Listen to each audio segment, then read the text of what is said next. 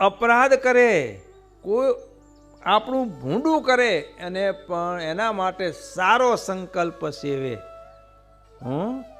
સહન તો કરી લેવાય કે મૂંગા મોઢે, પણ એના માટે સારો સંકલ્પ કરવો ને એ સમર્થનું કામ છે.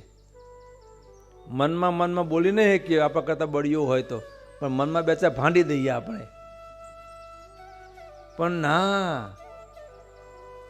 ભાંડવાને નહીં, એનું પણ રૂડું થાય, એને પણ ભગવાનનો યોગ થાય, ભગવાનના માર્ગે જીવડે. આવો પ્રબળ અને સુંદર સંકલ્પ કરે. સમર્થ હોય તે ઝરણા કરી શકે હો, આ અસમર્થનું કામ નથી. દ્રોહ કરનારનો, અપરાધ કરનારને પણ એના માટે પણ શુભ ચિંતન કરવું. આ આપણી નાદવંશીય પરંપરાની કથાઓ છે બંધુઓ.